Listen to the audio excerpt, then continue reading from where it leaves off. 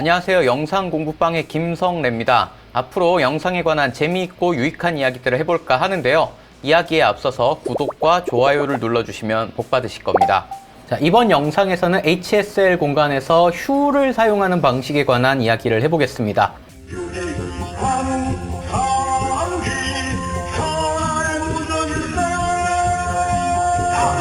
다채로운 꽃들이 있는 화면을 휴를 한쪽으로 몰아봤습니다. 벡터 스코프에서 스킨톤 인디케이터를 켜서 그 방향으로 놓고 한번 맞춰보겠습니다. 화면의 전체적인 느낌이 이제 확 몰린 것들을 보실 수 있죠. 이 정도로 몰려 있지 않아도 될 겁니다.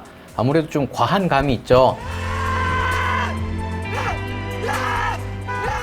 가장 쉽게 떠올릴 수 있는 조정 방법은 오퍼시티, 불투명도 조절일 겁니다. 다빈치 리졸브를 쓰시면서 내가 적용한 보정에서 불투명도 조절을 어떻게 하는지 모르시는 분들이 많으신데요. 다른 도구들처럼 오퍼시티라고 따로 나와 있지 않고 여기 보시는 키탭에서 조절하셔야 됩니다.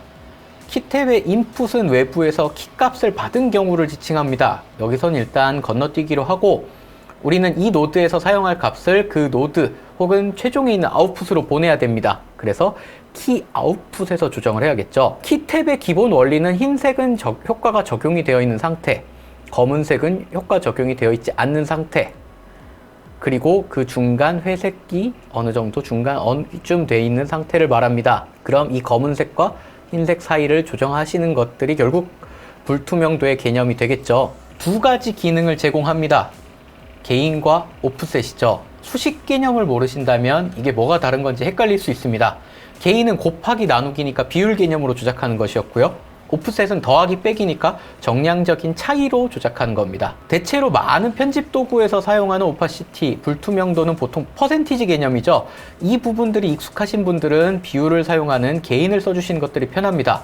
마우스로 드래그를 할 수도 있고요. 클릭해서 숫자를 입력할 수도 있습니다. 0.5를 입력하면 50%가 되는 거죠.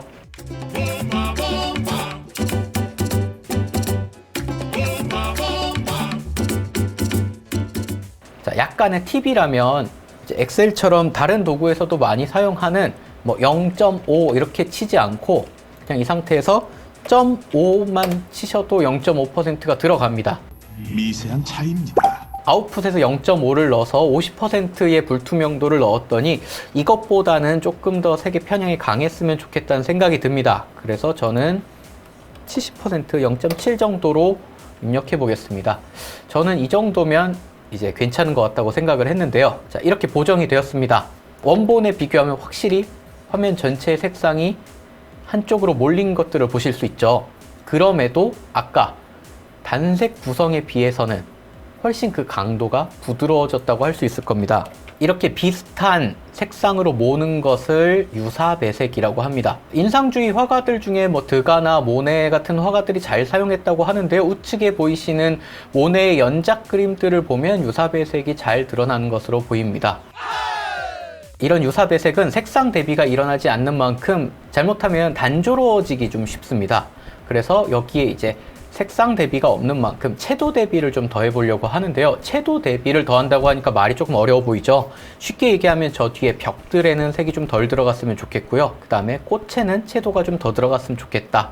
채도가 강한 꽃들은 조금 더 살리고 채도가 약한 벽이나 이런 부분들은 색이 덜 들어갔으면 좋겠다라는 생각으로 표현할 수 있을 겁니다. 지난 영상에서 이야기했던 것처럼 오프셋이나 리프트를 이용해서 채도가 낮은 부분에 채도는 빼주고 게인의 채도를 사용해서 채도를 더해줄 수 있겠죠. 강한 부분에만.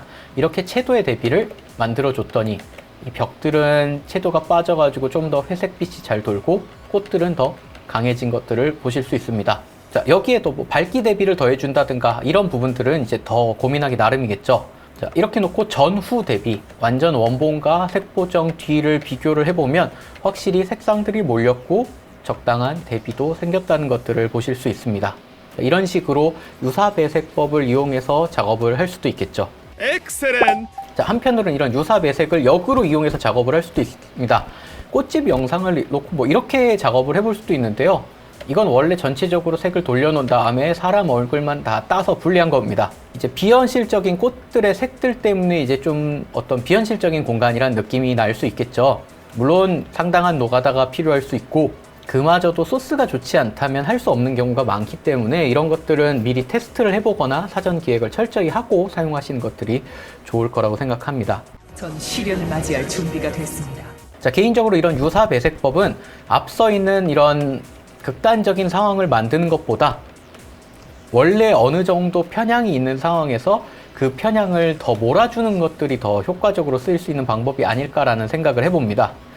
미술적으로 전혀 상관없는 색을 강제로 틀다 보면 아무래도 소스의 손실들이 많이 클 수 있죠. 그래서 이런 식으로 사용해 보는 것들이 더 효과적이지 않을까라는 생각을 해봅니다. 그럼 오늘은 여기까지 해보기로 하고요. 저는 다음 영상에서 찾아뵙겠습니다.